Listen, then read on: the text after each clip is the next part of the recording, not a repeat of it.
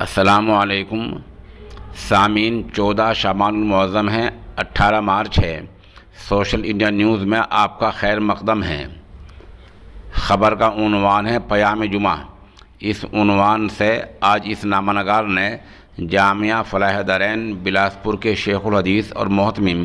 مولانا محمد اسماعیل صادق سے درخواست کی تھی۔ ماشاءاللہ مولانا موصوف نے اس عاجز کی درخواست پر شب برات کے تعلق سے ایک بیان ارسال فرمایا ہے جو پیش خدمت ہے۔ بسم اللہ الرحمن الرحیم، الحمد للہ وکفی وسلام علی عبادہ الذین اصطفی، اما بعد، فعن علی بن ابی طالب رضی اللہ تعالی عنہ قال قال رسول اللہ صلی اللہ علیہ وسلم اذا كانت لیلۃ النصف من شعبان فقوموا لیلها وصوموا نهارها فإن الله ينزل فيها لغروب الشمس إلى سماء الدنيا فيقول ألا من مستغفر لي فأغفر له، ألا مسترزق فأرزقه، ألا مبتلا فأعافيه، ألا كذا ألا كذا حتى يطلع الفجر، رواہ ابن ماجہ۔ حضرت علی بن ابی طالب کرم اللہ وجہہ بیان فرماتے ہیں کہ رسول کریم صلی اللہ علیہ وسلم نے ارشاد فرمایا، جب نصف شعبان یعنی شب براءت ہوں تو اس رات میں نماز پڑھو اور اس کے دن میں روزے رکھو، یعنی 15ویں شعبان کا روزہ رکھو، اس لیے کہ اللہ جل شانہ اس رات کو آفتاب چھپنے کے وقت آسمان دنیا پر نزول فرماتا ہے، اور اللہ رب العزت کے نزول کا مطلب یہ ہے کہ اپنی رحمت خاصہ کے ساتھ اللہ متوجہ ہوتے ہیں اور دنیا والوں سے فرماتے ہیں، ہے کوئی بخشش چاہنے والا کہ مجھ کو بخشوں، ہے کوئی رزق طلب کرنے والا، رزق مانگنے والا کہ میں اسے رزق دوں، ہے کوئی گرفتار مصیبت پریشان حال کہ میں اسے عافیت بخشوں۔ اور آگے اللہ کے رسول نے فرمایا الا کذا الا کذا۔ الا کا مطلب عربی زبان میں ہوتا ہے آگاہ ہو جاؤ، سنو، متوجہ ہو جاؤ، ہے کوئی ایسا اور ہے کوئی ایسا، یعنی اسی طرح اللہ تعالیٰ ہر ضرورت اور ہر تکلیف کا نام لے کر اپنے بندوں کو پکارتا ہے۔ مثلا یوں کہتا ہے کہ ہے کوئی مانگنے والا کہ میں اسے عطا کروں، ہے کوئی غم زدہ کہ میں اسے خوشی اور مسرت کے خزانے بخشوں، ہے کوئی بے اولاد کہ میں اس کو نیک اولاد عطا کروں، ہے کوئی بیمار کہ میں اس کو شفا بخشوں، وغیرہ وغیرہ، یہاں تک کہ طلوع فجر یعنی صبح صادق کا وقت ہو جاتا ہے۔ اب یہ حدیث ابن ماجہ نے نقل کی ہے، اور اس کے بارے میں عام طریقے سے محدثین نے یہی حکم لگایا ہے کہ یہ حدیث ضعیف ہے، اور اسی طریقے سے شب برات کے بارے میں اور 15ویں شعبان میں روزہ رکھنے کے بارے میں جو بھی احادیث آئی ہیں وہ سب کی سب ضعیف ہیں۔ ہمارے استاد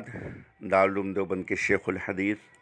حضرت مفتی سید احمد صاحب پالنپوری رحمۃ اللہ علیہ نے ایک موقع پر یوں فرمایا تھا کہ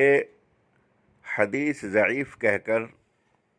اس کے اوپر عمل کو بالکل ترک کر دیا جائے، یہ مناسب نہیں ہوتا، اور حدیث ضعیف کا مطلب صرف یہ ہوتا ہے کہ اس کو کسی شرعی حکم میں مستدل نہیں بنایا جا سکتا، لیکن موضوع روایت ہے اور ضعیف روایت ہے تو موضوع روایت پر تو عمل کرنا درست نہیں، لیکن ضعیف روایت میں فضائل اعمال کی بنیاد پر فضائل اعمال میں اس پر عمل کیا جا سکتا ہے، اور خاص طور سے جس وقت کوئی ضعیف روایت ہو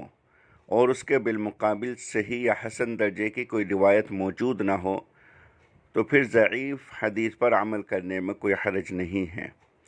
لیکن اس کا جو درجہ اور اس کا جو مقام ہے وہ وجوب اور فرض کے درجے کا یا سنت کے درجے کا نہیں ہوگا،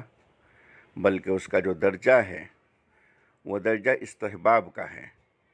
اور استحباب کے بارے میں علماء نے ایک اصول مقرر فرمایا، اور وہ اصول یہ ہے کہ کسی مستحب عمل کے ترک پر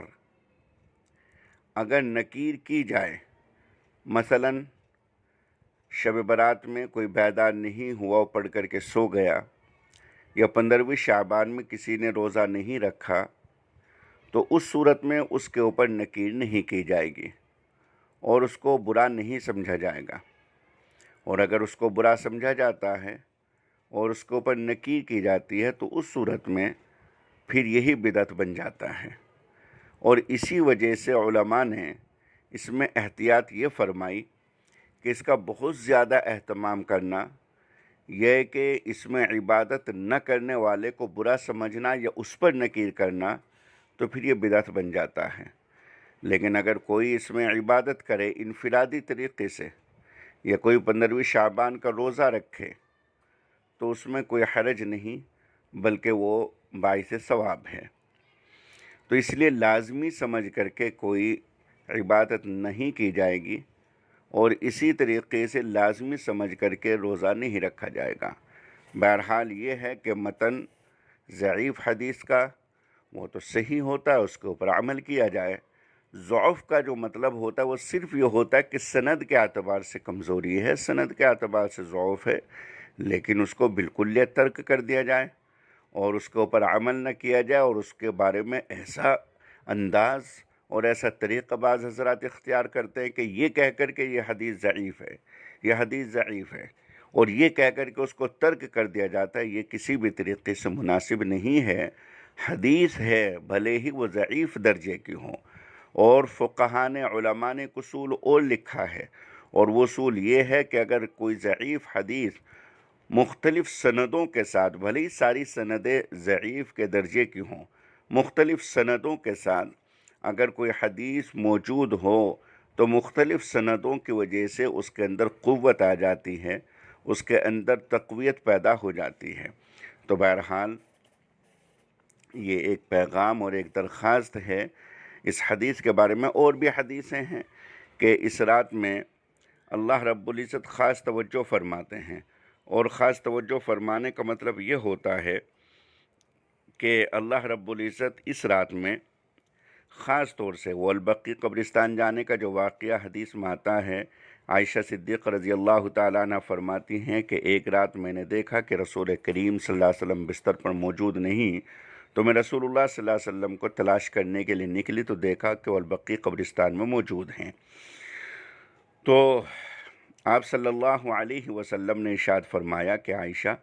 क्या तुम इस बात से खौफ कर रही थी कि अल्लाह और उसके रसूल तुम पर जुल्म करेंगे? मैंने अर्ज़ किया, अल्लाह के रसूल सल्लल्लाहु अलैहि वसल्लम, मेरा गुमान ये था कि आप अपनी किसी बीवी के यहाँ तशरीफ़ ले गए। आप सल्लल्लाहु अलैहि वसल्लम ने फरमाया कि अल्लाह ताला 15वीं शाबान की रात आसमान दुनिया पर नुज़ूल फरमाते हैं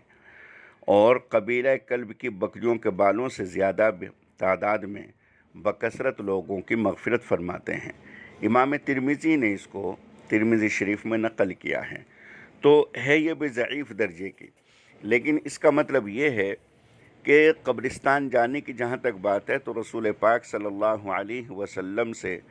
सिर्फ़ एक मरतबा कब्रिस्तान जाने की, अल-बक़ी कब्रिस्तान की 15वीं शब में एक मरतबा का सबूत मिलता है। इसलिए हर मरतबा कब्रिस्तान जाना और उसका एहतमाम करना और उसको लाजिम कर लेना ये गलत है, ये मुनासिब नहीं। लेकिन अगर कोई कब्रिस्तान जाता है तो उसमें जाने में कोई हरज भी नहीं है, लेकिन लाजिम समझ करके और उसका एहतमाम यह है कि न जाने वालों पर नकीर करना या उनको बुरा समझना वो मुनासिब नहीं, इसी का नाम फिर बिदअत हो जाता है। अल्लाह रब्बुल इज़्ज़त हम सभी को अमल करने की तौफ़ीक़ अता फ़रमाए और शब बारात की, शब क़द्र की और तमाम रातों की अल्लाह ताला क़दरदानी की तौफ़ीक़ अता फ़रमाए। और उसके साथ साथ एक गुजारिश और एक दरख्वास्त हक़र की ये भी है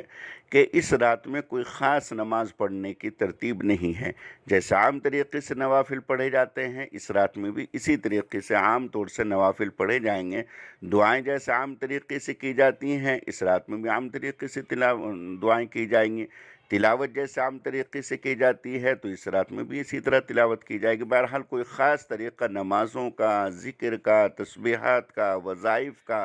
या तिलावत कुरान करीम का या इस्तिग़फ़ार का कोई ख़ास तरीक़ा नहीं है। बस ये है कि अल्लाह से मांगा जाए جس کی جو بھی حاجت ہے، جو بھی ضرورت ہے، جس انداز سے وہ اپنے رب سے مانگنا چاہتا ہے، بس اپنے رب کے سامنے جھولیاں پھیلائے، اپنے رب کے سامنے دامن دراز کرے، اپنے ہاتھوں کو پھیلا دے اور خوب دل لگا کر کے اللہ سے مانگا جائے۔ اللہ تعالیٰ مجھے بھی اور آپ سبھی حضرات کو عمل کرنے کی توفیق عطا فرمائے، آمین یا رب العالمین۔ وآخر دعوانا ان الحمد للہ رب العالمین۔